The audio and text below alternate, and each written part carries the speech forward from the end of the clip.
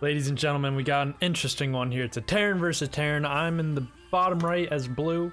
Harlech is the red Terran in the top left. I'm still gold here. This man's platinum. Just started on that. My scout comes out, and I see that he's acting pretty suspicious over here. He's already getting a factory, double gas. Meanwhile, he hasn't made any expansion. The cyclones do show up at my base. The enemy is attacking your base. I know it's not the worst thing in the world because I've got my wall going, but I'm gonna need to get some units down real quick. My bunker's not in a very useful position either.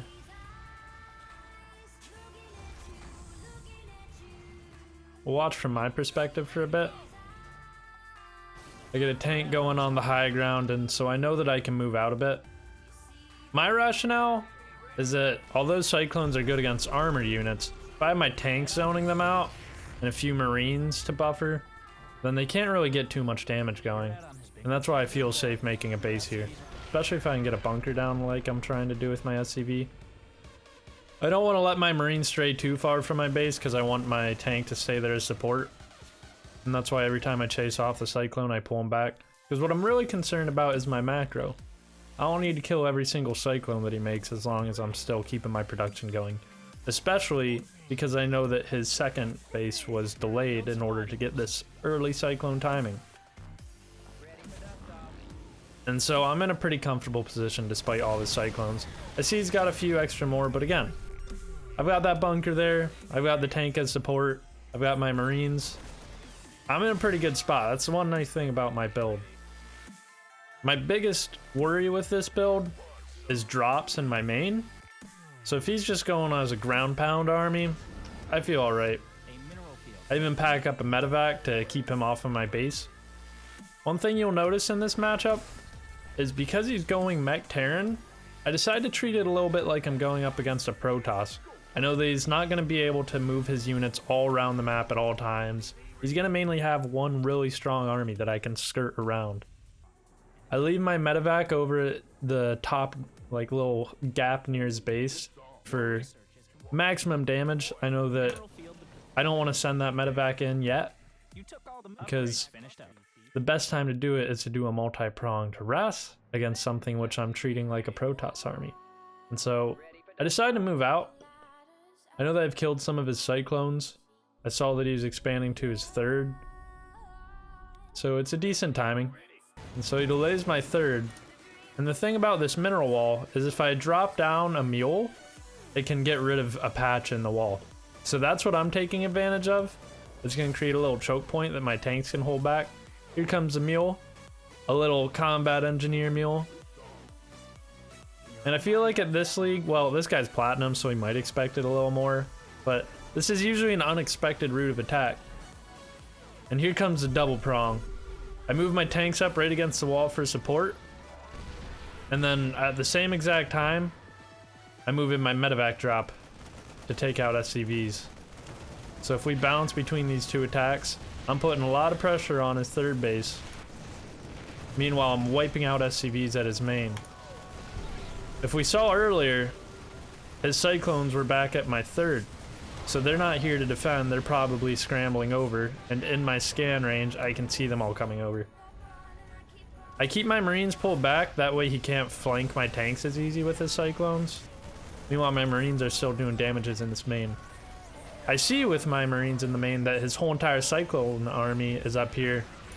And that's why I pushed my marines up to take out his third, because I knew that I didn't have to defend the tanks as much. And here's the real clutch moment. I know that I did good damage, I got a good trade, but I'm not going to be able to take on that cyclone army anymore. I had the split prong harass to get the damage done, and so I retreat with my army. Right as I retreat, his whole mech army does show up right to the fight too. If you saw, he also has Hellions and Liberators in his army, so again, this is like a Protoss army to me. I don't want to take it on heads up, and that's why that multi-pronged harass did so well. I was able to deny his third, he denied my third too, but then I took out a whole lot of his SCVs in his main, which he didn't get to accomplish. So now if we look at the worker count, he's only got 24 SCVs, I've got 50, and again, that's why I pulled back. If I lost my whole army there, he would have been able to just walk over to my base and kill me. But since I pulled back, I have defender's advantage, so although his mech army is really strong, I can hold this high ground. I've got tanks keeping support, so now he's stuck in a pickle. And now this is a meme. He sends out a strike force of liberators. Thankfully, I've got the sensor tower, so I was able to see it. And I just send all of my Marines over to wipe them out. I had the Marines shifting over to this position before the Liberators even showed up, because that's what sensor towers are for. And here's where the salt comes in. This platinum, upset that a gold is wiping him out with his cheeky little crap mech army. And I decide after I take out those Liberators, that's like 4 or 5 Liberators. Shout out, by the way. But since I took out that many Liberators, I know that I can start doing damage to him. He does send out an attack on me though, and I pull back because I don't really want to do a base trade in this situation. It might have been a better option to move completely out, but what I really decided to do is corner the little army that he has left. Because if we look at the everyone cam, this really is his army. And so I figured if I could just do some more damage on that, then I can really move out with absolutely no worries of my production being harmed. And so that's what I do. We look at what he has to defend.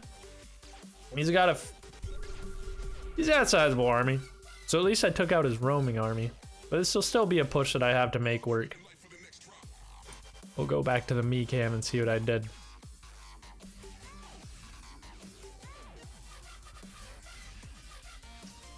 One thing that I've learned lately is I want to start my siege up a bit back. Not like rush right against the high ground ramp. So this is where I siege up my tanks. I also had a random pack of Marines out here, so I can see that his army's hanging out. Now I'm full sending that base trade if he wants to do it. I start pushing right into his base. We look at the everyone cam. We'll see that that forced him to pull back his army. I siege up my tanks in time to defend when his full army comes. And I know that the Thors aren't going to trade that well against a bio army. My real worry is his tanks, and you can see it's wiping out swaths of my Marines. In fact, I trade way too many of my Marines. Alas, it's enough to hold the ground because I took out most of his Thors, and so now it's a tank versus tank battle. And I've still got a few tanks covering my rear, so eventually I'm going to move them up and get decent trades. Meanwhile, I still have that heavy macro, if we remember. He really didn't have much SCVs or production, especially now that I took out his 4th. So I've got chunks of reinforcements consistently coming over to the battle. Meanwhile, I took out his whole army, and it's taken him a long time to build it back. The salt is stronger in this one. Is this what platinum is like? I can't wait to get there. Can't wait to be the salt lord. Now I continue my assault forward since the reinforcements are here. I want to keep the pressure going. I don't want to let him get a big army back because I know that my advantage right now is my better macro.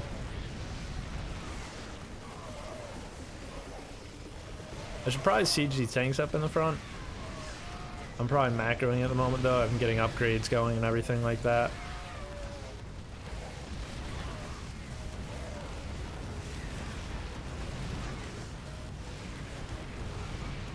And there it is. No GGs. Subscribe for more tips on Terran, on Starcraft. I've got a playlist going if you want to click that. Thanks for watching.